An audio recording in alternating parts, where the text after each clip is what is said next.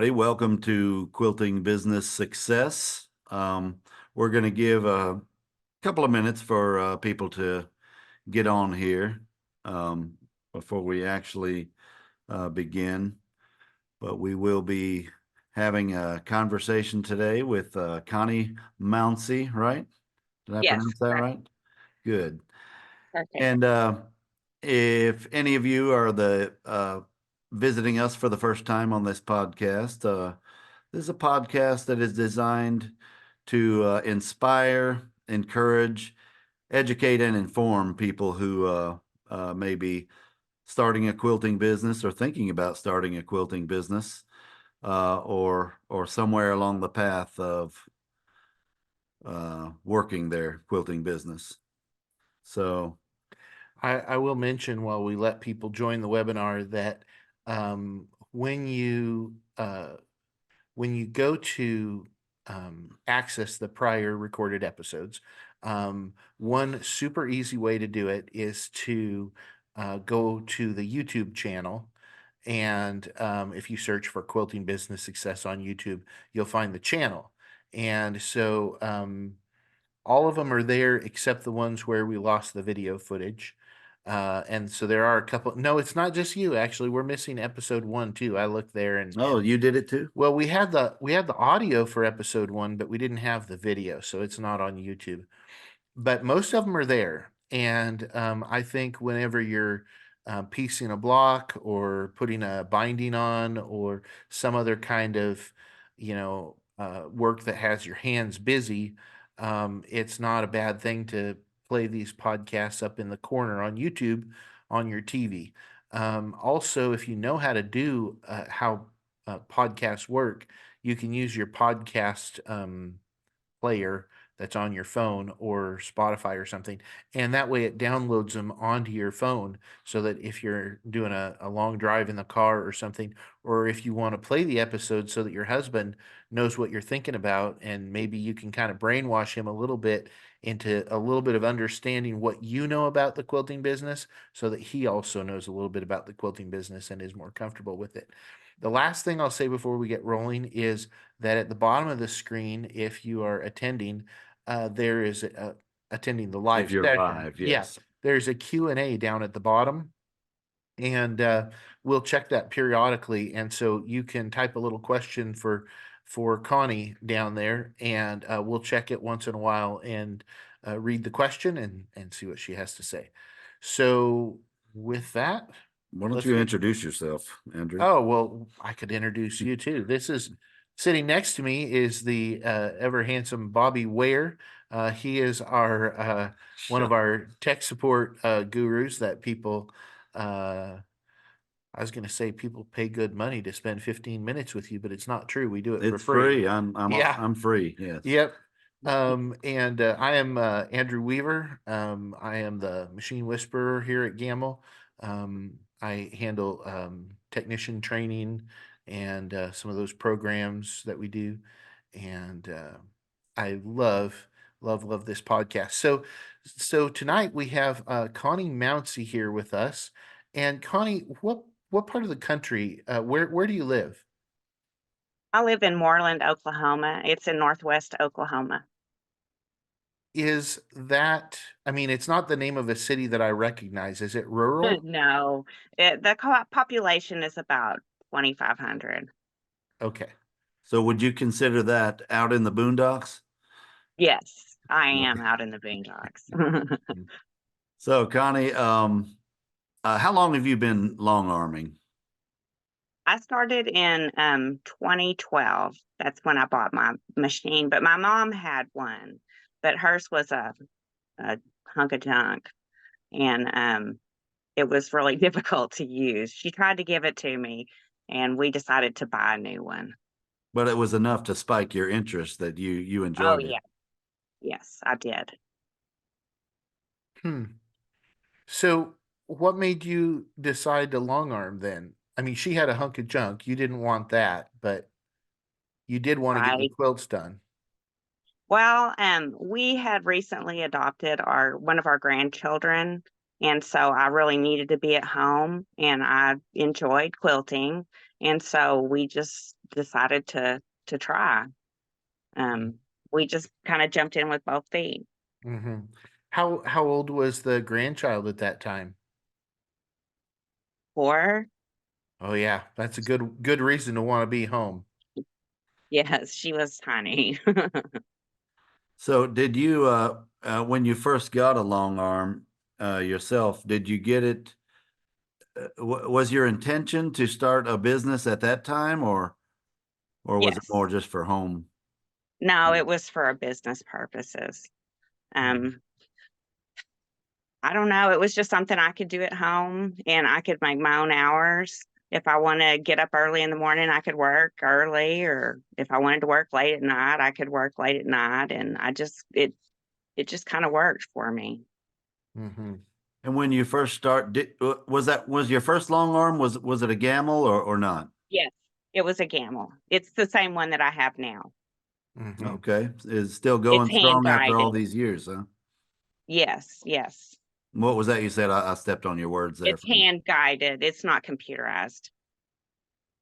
Okay, is it what type of It's a machine do you have? Vision. It's a Vision 2610 with a 12-foot table. Mhm. I looked at some of the quilts that you had posted on your Facebook page, and Mhm. I had thought you had a Statler because No. one of the panographs that I looked at would have been pretty difficult to do by hand. So kudos to you for the skill, obviously, on that. It looked computer. Thank you. Thank you. Hmm. Um, so you've got the same machine today. Have you done any upgrades to it? Sometimes people do. No, I haven't done anything to it. Mm-hmm. I Same. just oil it and love it. Mm-hmm. We can talk to you about upgrades later. So I was I was just thinking about that. Sometimes it's amazing how many times we will do a service on somebody's machine and it's been 10, 15, 20 years. And a lot of times people don't even think about upgrades. And it's a little dangerous to do an upgrade because you start seeing these new features roll in, and it's like, well, I could also upgrade this and I could also upgrade that. Because those upgrades, they usually give you more time back in your day. So how did you know, or did you know, how did you know that there was enough long arm quilting business in your area to support another long arm quilter? Well, I had gone to a lady, Paula on her house. She lived there in Enid and she had a gamble and I tried hers out and she just thought or kept telling me how, I could do this if I wanted to do it. If I wanted it bad enough, I could do it. And so she has been my go-to if I have problems or questions or anything. She was always there for me. so when you started, were you in the same town that you're in now? Yes, I'm in the same place. Mm-hmm. And your friend who she already had a gamma, I guess. Uh, she, how far away is that from your home where you It's met about her? an hour and a half. Mm-hmm. Mm-hmm. Wow, and she just really encouraged you and said you could do this. She was a representative for Gamel. Mm-hmm. Mm-hmm. But yeah, she did. She said some people you can tell that they could do it, and other people, they had to work at it harder, but she really thought I had a knack for it. Mm-hmm. Well, it looks like she might have been right. So when you first started, tell us a little bit about when you first started. Did you have some customers right off the bat? Was it something you had to work Well, with? And tell us a I little have bit. I have my mom, and my mom has all these quilting friends, and they graciously let me quilt on their quilts. And I really didn't practice very much either. But they let me start practicing on their quilts, and we have some quilt stores that I'd go to and visit with people, and you know, tried to buy stuff from them and talk to them and stuff like that. And I joined a guild, and that helped also. And my biggest problem though was my age. a lot of people didn't think that I knew what I was doing, I guess. I thought you were a young I don't whippersnapper that didn't know how to do it. right. Right. Well, I'll tell you, was it just last week or the week before, we had an 18-year-old quilter on here with us. Well, and he mentioned multiple times that people would look at him at his age and they would be reluctant to send a quilt, but Mhm. the proof is in the finished quilts. You know, the Yes. pictures or the videos of the finished quilt. It's like, well, I may be young, but look at what I did, Hmm. you know? Right. Yeah. So it sounds like you had a lot of word of mouth. Yes, I have a lot of word of mouth. I've not ever really advertised anywhere, but also all the quilters in my area have died. I'm just about the only long arm quilter anymore. Well, And That that's the that's not a advantage good from thing. starting a little bit young. you can, Mhm. if you can't beat them, you can outlive them anyway, huh? Right. But it's sad because I miss them. Yeah. Well, not to overgeneralize, but a lot of times, I mean, to generalize, a lot of times people are towards the end of their normal working years. They're like about 50 years of age, give or take. And that's when they decide to take up long arm quilting as a career. And you've got a good 15 or 20 years before you slow down and your health and, all the things. So, I mean, it's not a job that you do for 50 years unless you start at 18. Right. Exactly. He might do it. He Yeah. might. Yeah. So, so that's how you found the customers, and now you've got more customers than you can shake a stick at, I guess. How much backlog do you have for quilts waiting to be done? Well, during COVID, I got up to 75 quilts waiting and I quit counting because it just made me so nervous. But right now, I probably have about 20 waiting. Mm-hmm. So I can get them out. It depends on what you want. If it's a custom quilt or if it's a all over pattern. And how long of a turnaround time on average would you say it takes somebody comes and requests a quilt, and how long? Less than a month, probably, Mm-hmm. but not the custom. I don't do custom as often because they take so long, and it takes me about a week to do a custom quilt because Mm-hmm. I got to really think about it. And about how long does it take to do one? I I can assume do you a do quilt a panographs. day, A quilt a day? in a day. Yeah. Mm-hmm. Okay. Some days I do two quilts. If I'll do a baby quilt and then I'll do a regular size quilt. So when you needed to make this change in your life because you had a 4-year-old to take care of all of a sudden, um, and you kind of came up with this idea of starting a long arm quilting business, um, that would I what I'm coming around to is where did you find how did you come up with the money to buy a machine? Did you finance it or Yes, we financed the entire machine. We have good credit, and so we didn't have to make a down payment at all. Mhm. Did you have any stress or anxiety over the interest rate that was charged or No, and I paid it off early. And at first, all I did was make that payment, and sometimes I'd make it twice in a month so I could get it paid off earlier. Mhm. But How long did at it take first, to my pay off? husband, oh, I want to say 4 years maybe.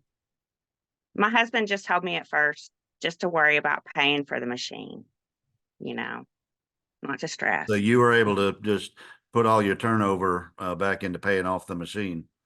Right. well, not all of it. She started taking money out pretty quick. Um so about how these days you're a long ways away from the starting of your business. At this point, how many hours would you figure a week that you spend doing customer quilts? Now or Yeah. back then? Yeah, I was thinking Every now. day I try to quilt every day. I go to work early and I probably get off about 3. ever afternoon. And sometimes I stay later if I need to. Mm-hmm. But my kids are all grown now and gone, and so nobody told me how solitary it would be. That's, when you said what you wish somebody would tell you. It's A a lot lot of of time time by you have to yourself. spend with yourself thinking. I mean, and you can't help it. Mm-hmm. Well, and some people really love that, but in the decision that people will sometimes make between, do I want to have some kind of a little downtown storefront, or do I want to work out of my home? Obviously, some people, they light up at the idea of working from home, where they just are by themselves. And then other people think about that and it sounds like prison, and they're like, well, I don't want to spend $500 a month to rent a little storefront space, but maybe I should, Hmm. just for the. Just to get away. Mm-hmm. And are you based out of your house? Yes, I used to be upstairs, but I live in a really old house and the stairs are very steep and there was no way to put a rail. So we took our 1925 garage and redid it, and that's where my gamble is with all my quilting stuff. Nice. And Hmm. your quilting this is your sole profession right now. Is that right? Right now, yes, yes. And when you first started out, were you doing something else with the quilting, I or had migraine headaches a lot, and then my first part of my quilting career, I didn't quilt as much because of my headaches, but with age, they've gotten a lot better. But I could not have kept a job before because my migraines were so bad. Mhm. yeah? So in that respect, this is a good place for you. You can, Yes, and if I had a migraine, and if I have a migraine, I don't work because I mess stuff up, and it takes a long time to fix things that you mess. Mhm. so you've got flexibility with your hours and Hmm. when you do stuff. Hmm. So I guess that does that seem like that? Does that mean a lot to you having the control over your time and things like that? I guess I love to quilt. I mean, if they didn't pay me to do it, I'd probably still do it anyway because I just enjoy it and seeing the smile on the customer's face when they come to pick up their quilt. It's worth it. It's a Mhm. great satisfaction, isn't it? It is. Mhm. So, just trying to understand your local market a little bit, because it is, it's a small area, right? A population of Yes. 2,500. It's very rural. There's a town about 12 miles away. It's called Woodward, Mhm. and it's quite a lot bigger. And so there's a quilt shop probably in that town. Yes, there's a quilt shop there. Yes. Mhm. Is that a town big enough to have a Walmart? Yes, we have a Walmart. See, that's the standard. Mhm. Whether if it's big enough for a Walmart or if it's just big enough for a Dollar General. Right. So, They've got that too. so in your area, just for a pantograph type overall quilting, what's your per square inch rate on that, or what would the price for a queen size be? I charge 2.5 cents for a Okay. pantograph. Yep. That's a pretty common rate these Hmm. days. Mhm. Yep. Yep. So like a queen size quilt, what would you ballpark? What do you think? It'd be with the batting and thread and everything about $250. Hmm. Hmm. Yeah, we hear that. That sounds close to what we hear a lot. Hmm. So, you mentioned having had more than 75 quilts in the backlog during the COVID, everybody stay at home and quilt Oh period. yes. Um, do you have any numbers that you can share with us as far as like how many quilts you did in your maybe your worst year in business versus how many in your busiest year? Well, the last 2 years I did 189 both years. Mm-hmm. And so it's every year it had gotten a little bit better, but I'm not sure what the worst years would be. Mm-hmm. Probably pretty light. Mm-hmm. Well, probably the first couple years when you were Oh gathering yeah, customers, maybe right? 25 or 30. quilts a year. I mean, it Mhm. was and I couldn't do it in a day either. It took me a while to be able to be faster. Sure, sure. And what do you sell supplies like batting, Yes, fabrics, batting, and no fabric, just the batting and the thread and needles. Mhm. Do you offer binding as a service? Yes, I do. I do binding, or I can just sew it on and then you can hand stitch it down. But I Mhm, do that. Sometimes I finish them all the way for some people. mhm. Have you done t-shirt quilts? I personally have made onesie baby quilts out of little onesies and maternity pants, and I made 5 of those, and, I was not interested in t-shirt quilts after that Mm. experience, and they were all for the same lady. She Yeah. saved every piece of baby clothing her 4 children had, so I made a quilt for each boy and then a quilt for her. Mm. yeah, we hear that from a lot of people with regard to t-shirt quilts and things like that.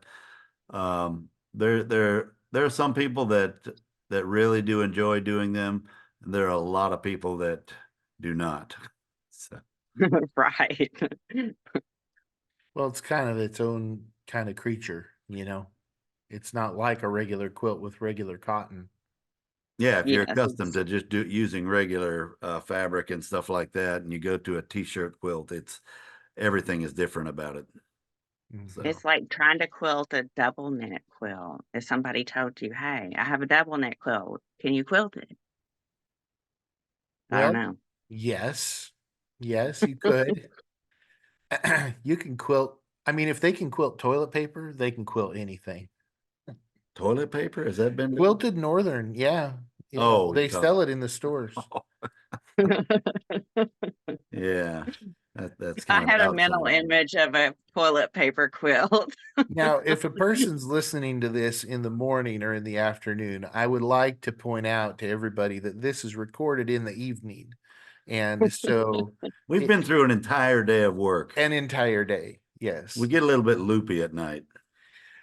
So this is one of my favorite questions. And sometimes people have to stop a while and think about it before they really can answer it. And so it's all right if you don't know right away the answer. But what was the hardest part for you for growing your business? Hmm. I don't know.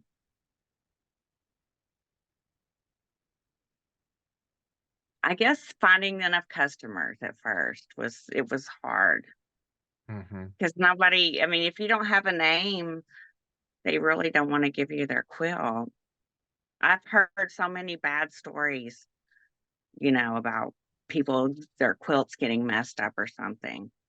Mm, That's why my mom bought her own quilt machine, and she took her quilt to this lady and she totally ruined it. mm. So she bought her own machine so she could ruin her own quilts. I saw that joke coming because I thought, wait a minute, when you first buy a machine, now we don't hardly let people ruin their first quilt. We've got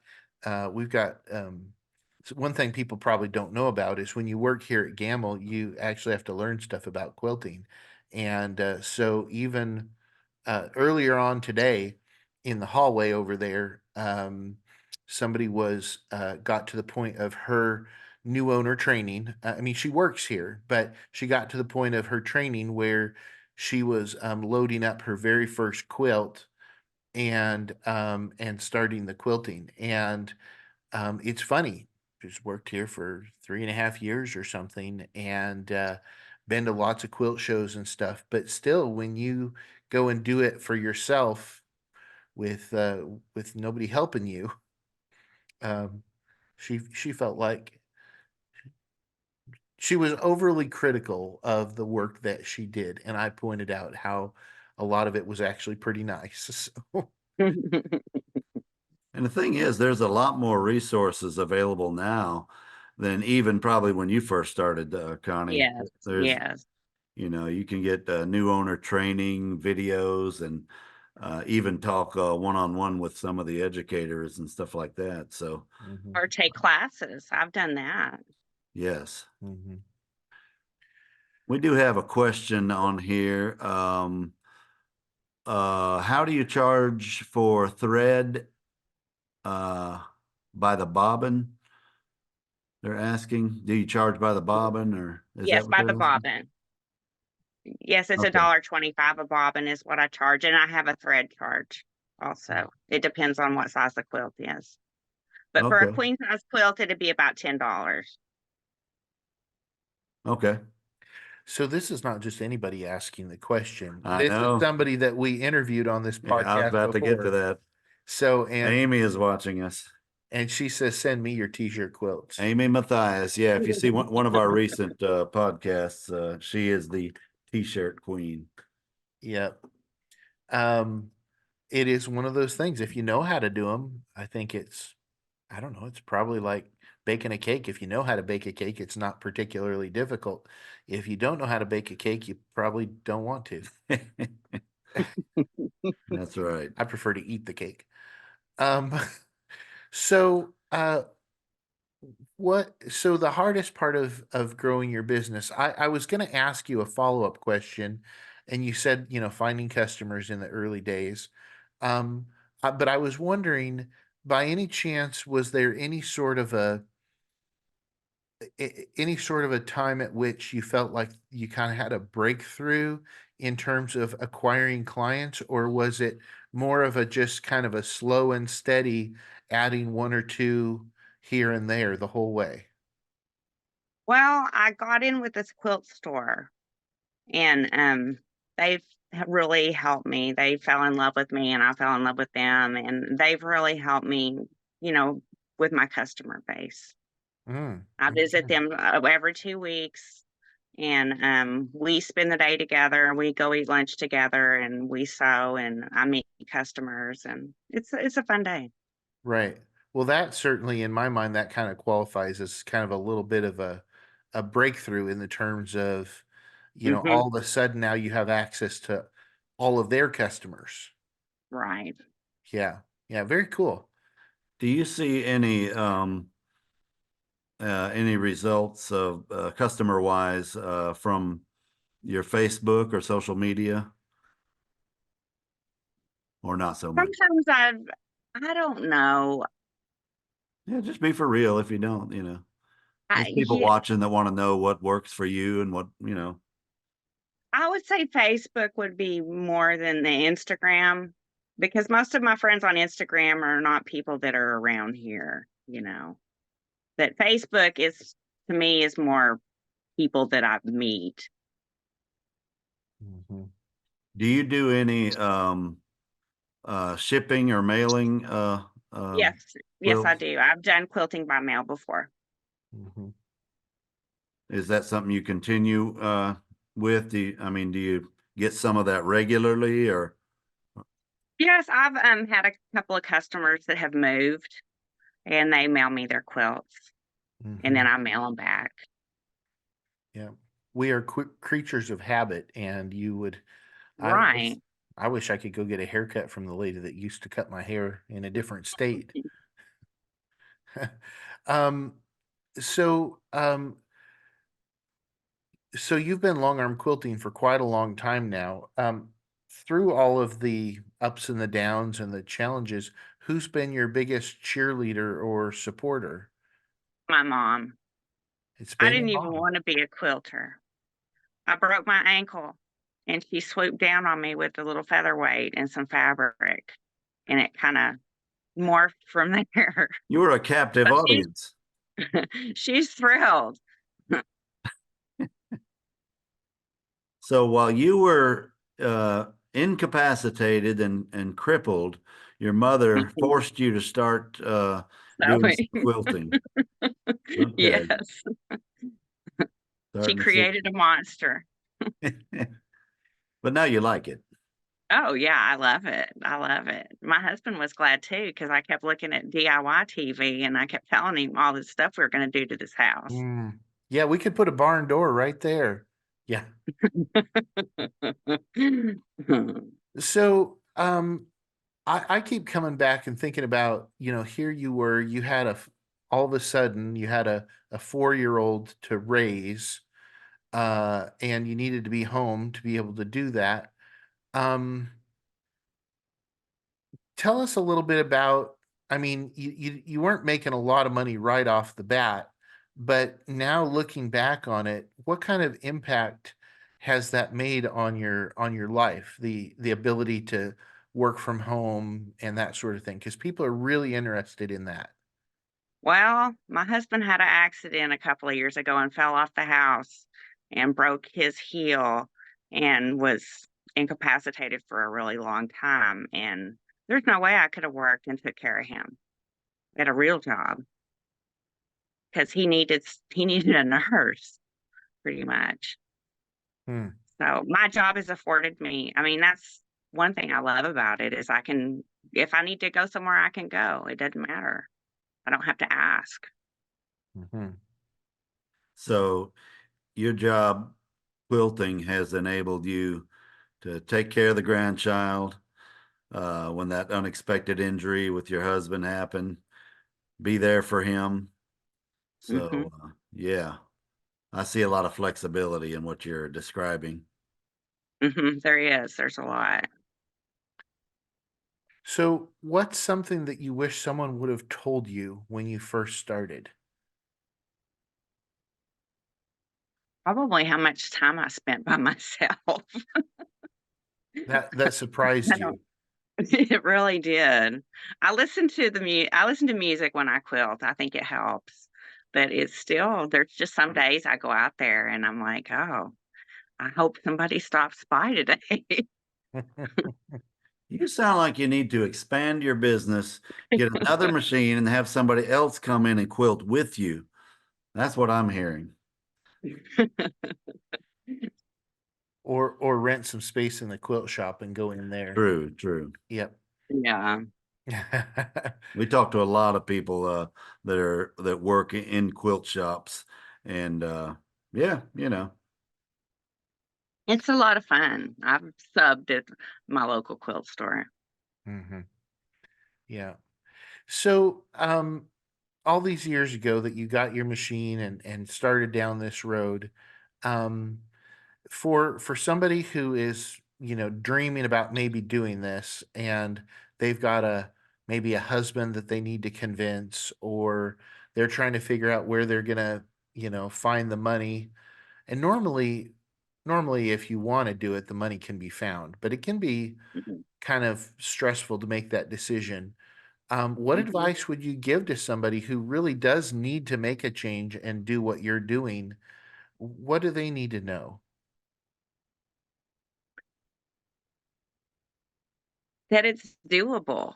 I mean, it's up to you, really, how many hours you wanna put in and how hard you wanna work. I mean, it's not like the customers are start rolling in just because you got a machine. You gotta get out there and hustle and talk to people. Hmm. Hmm. It's very true. You've got to get some Yeah, quilts you gotta done. be able to communicate with people very well, I think, Hmm. because, I mean, sometimes you have a difficult customer, it just happens. Some people are just more gracious than others. Hmm. that but I know we're getting closer to the end here, but that talking about dealing with difficult customers, that that's something that from time to time we've talked with some different guests about. Is that like, can you think of any specific times when you've had difficulty dealing with people? What types of situations come up, and how you deal with those that you could I tell have people that a are watching? one difficult lady that I finally, raised my prices enough to where she found another quilter, and, she just couldn't grasp the fact that I was not a computer. She wanted me to do a free motion quilt, and I showed her what I could do, And she just couldn't get over that I couldn't do what she wanted. And I don't even remember what happened. It's been so long ago, but I think I finally priced her out. Mm. But every quilt we did was difficult, every single one of them. And I think she just needed to get her own long arm. Mm. So in that particular case, the pricing was kind of the mode Yeah, that was the of pushing. Okay. That's What awful to say, but that's what I did. what she didn't know was there was a little surcharge being added to her estimates for having to deal with her. Yes. But some people you just can't please, Mm. True. as That's hard true. as you try. Hmm. Yep. All right. Well, we Bobby just checked the Q&A to see if there were any new questions, but we don't have any more. Connie, thank you so much for joining us and um, and sharing your story. If somebody wanted to find you on Facebook, or if you have a Mhm. website or somewhere else, where is it that they would look you up? Connie's Longarm Quilting on Facebook. Connie's Longarm Quilting. In what town again? Moreland, Oklahoma. Moreland, Oklahoma. Okay. Mhm. All right. Excellent. Well, Connie, we really do appreciate you coming on with Oh, well, us thank you for today. having me. I've enjoyed myself. All right. Thank you so much. And we'll see Mhm. you all next week.